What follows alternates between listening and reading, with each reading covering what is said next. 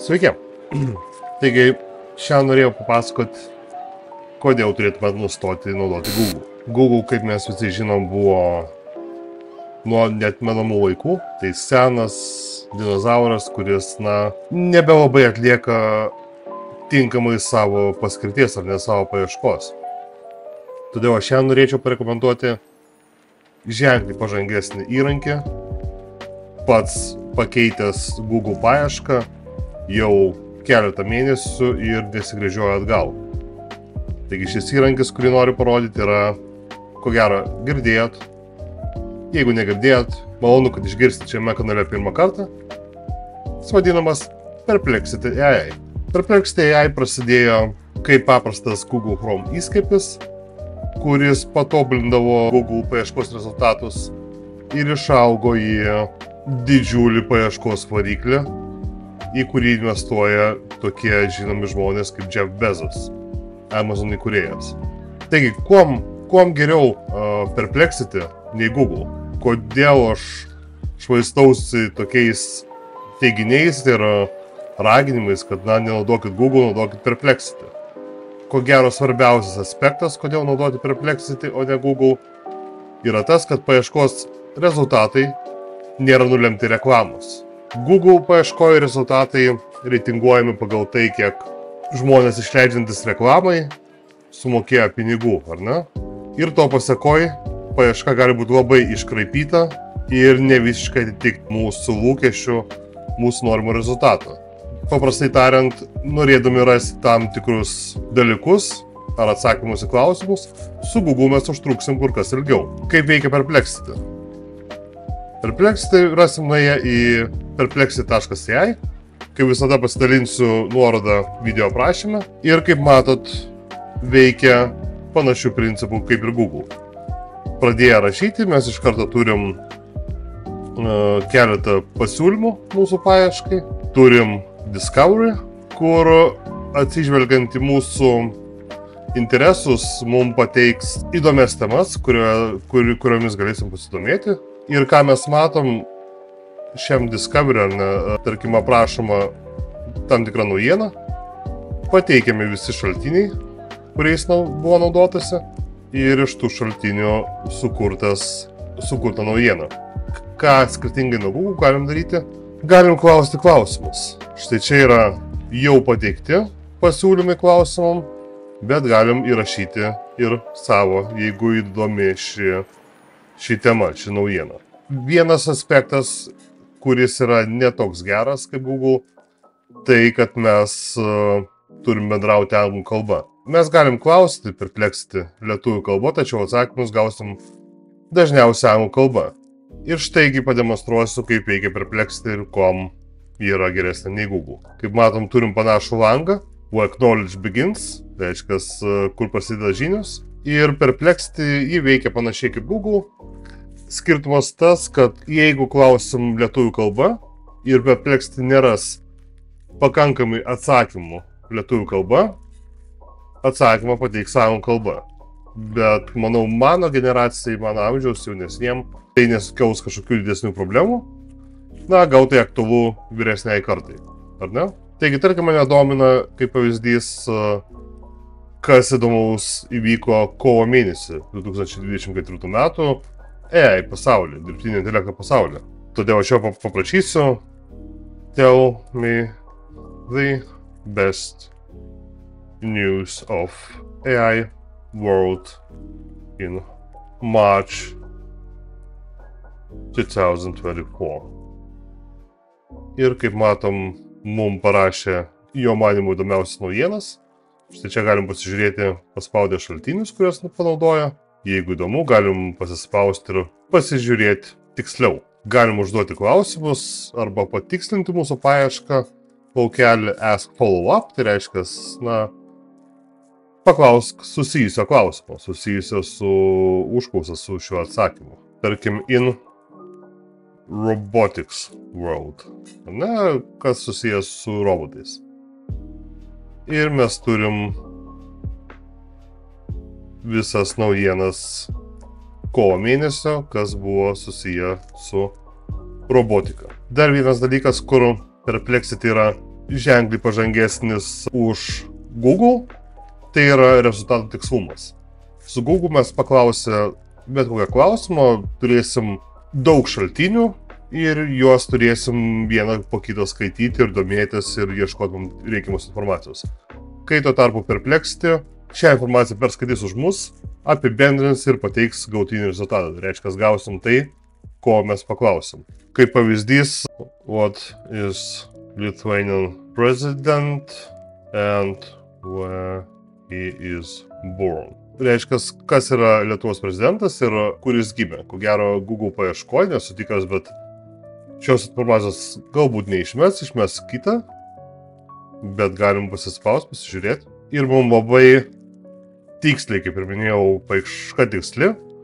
The current president of Lithuania is Gitanas Nausėda, who was born on May 19, 1964 in Klaipėda. Aš asmeniškai šitą faktą nežinojau. Nežinojau, kad Gitanas Nausėda yra gimęs Klaipėdoje. Na ir jo gimtadienis už mėnesį. I see skies of blue. Tai vėlgi pavyzdys, mums nereikėjo ieškoti ir tikrinti informacijos per keletą šaltinių.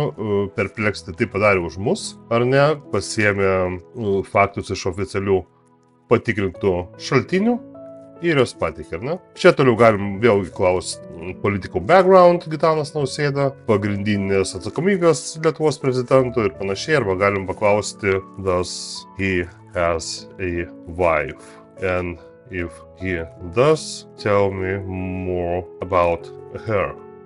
Vėlgi, jeigu kam būtų aktualu, domėtis, mes Google negalėtumėm paklausti vadinamo follow-up, turėtumėm naują paiešką užsivesti, ar Gitanas Nausėda turi žmoną, jeigu turi, reikia informacijos daugiau apie ją. Ir vėlgi mes turėtumėm galybę puslapių, galybę nuorodų, dar momentai, o Perplexity reiškia atsako tiksliai taip, kaip mes užklausom. Taip, Gitanas Nausėda yra vedęs Dianą Nausėdinę, jį dažnai dalyvauja visokiuose renginiuose ir panašiai ir taip toliau. Taigi, tai buvo antras punktas, kodėl Perplexity yra ženkliai geriau negu Google. Trečiasis aspektas, kodėl Perplexity yra geriau nei Google. Trečiasis variantas, kodėl Perplexity yra geriau nei Google, tai paieškos rezultatai yra kur kas įvairesni. Tai reiškia, kad yra didesnė galimybė rasti naujų įdomių šaltinių, kurių galbūt nebūtume atradę naudodami Google. Tarkim, pasiklauskim, why is it worth visiting Lithuania? Na, kaip pavyzdys. Paieškos rezultatai yra labai tikslus, mums nereikia, kaip minėjau, antram punktė naršyti per daug, mums reikia užklausti ir gaunam rezultatus. Ir štai puslapiai, kurių Google, ko gero, nebūtų išmetę, ar ne? Na, pabandom tą patį klausimą užduoti Google, why is it worth visiting Lithuania? Taigi turim kažkokį atsakymą, tačiau turėtumėm ieškoti per daugybę puslapių, ar ne? Tai būtų 10 priežasčių čia, kelios priežastys čia, vėl paskaityti Reddit kažkokius blogus ir panašiai, kaip Perplexity mum visą tai perskaito, kaip matom, įkėlė ir Reddit, viską apibendrino ir pateikė atsakymą, kodėl verta apsilankyti Lietuvoje, kas yra fantastiškai paranku. Kaip pavyzdys, artėja kelionių sezonas, atostogų sezonas ir jūs užsinorėjot keliauti, tarkim, į, kaip pavyzdys, na, Amsterdamą, ar ne? Jums nebereikia ieškoti Google pagalbą, tiesiog paklauskit Perplexity, ką turėčiau pamatyti Amsterdame. What should I see in Amsterdam this summer? Ir kuom geras šis klausimas, this summer? Todėl, kad tai, ko gero, įtrauks ir egzistuojančius renginius, koncertus ir panašiai, ar ne?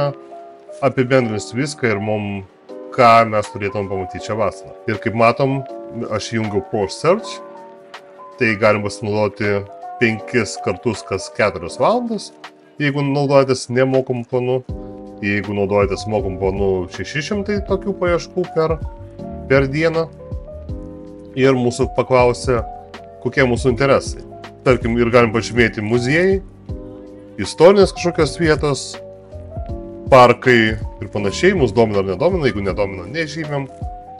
Maistas, kaip pavyzdys, ir jeigu turim kažkokį papildomų interesų, tai galim pažymėti ir tai. Tulips. Kaip žinom, Olandija labai populiari dėl būtent tulpių. Na, vasarą jau jos bus nužydėję, dabar yra pats žydėjimo sezonas, bet galim įkelti ir tai. Ir paspaudžiam Send ir matysim, ką mums sugeneruos. Reiškias, Perplexity čia išdėsto žingsnius, tai supratimas klausimo, pridedamas, reiškias, patikslinimas, kur mums reikia, kur ir ką mes norim. Ir tada perskaito, kaip matom, 1, 2, 3 plus 17 šaltinių. Tiek šaltinių paskaitė, kad duotų mums atsakymą. Tai, na, yra įspūdinga. Nes kadangi pasirinkom muziejus, pasirinkom istorinės vietas, maistą, gėrimą ir tulpes, turim štai, ką aplankyti. Muziejus, Van Gogo muziejus. Muziejus, kurio pavadinimo ištart negaliu. Dar kitoks muziejus. Ir kaip matom, prie kiekvieno jų yra skaičiukas. tą skaičiuką pasispaudę, atsidarys naujas puslapis, iš kur buvo imta informacija ir galim pasiskaityti daugiau apie tą muziejų, tarkim šiuo atveju Van Gogo muziejų, ar ne? Taigi, čia muziejai, čia istorinės vietos, maistas ir gėrimai ir tai nenulemta Google reklamos.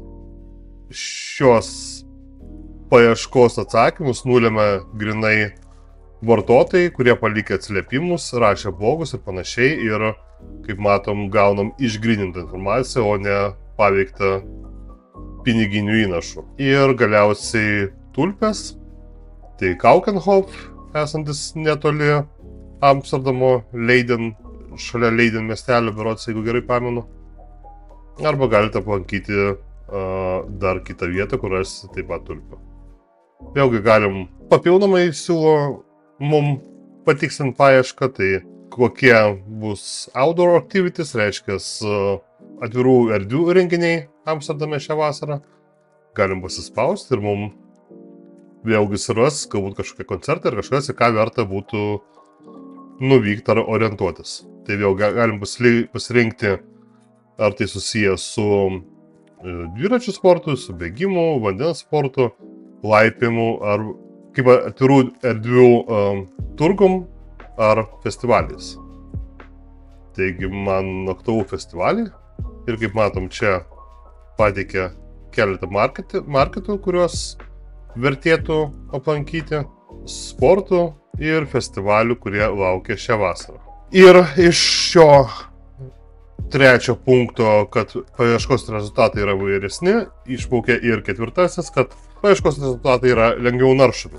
Reiškia, mes skaitom atsakymą, Perplexity atsakymą į mūsų klausimą ir labai paprastai apie konkretų dalyką galim pasispausti šalia esančius skaičiukus ir pasiskaityti. Tarkim, apie šį dalyką, ar ne? Pasiskaitom, kas mums aktualu, parkūras ir panašiai, ar ne, kas būtent ten vyksta. Taigi, Perplexity mano manimu yra geriau nei Google, pats naudoju keletą mėnesių, na ir nesigręžioju atgal. Ar jūs pasirinksit Perplexity? Priklauso nuo jūsų. Rekomenduočiau bent jau išbandyti. Išbandyti ir pasižiūrėti, kas jums labiau tinka. Galite testuotis Google ir Perplexity paraleliai, bet beveik nebejoju, kad, na, Perplexity ras vietą jūsų interneto naršyklės skirtukų vietoje, ne? Ras savo vietą skirtukų vietoje. Tiek buvo šiandien. Ačiū, kad žiūrėjot. Ate.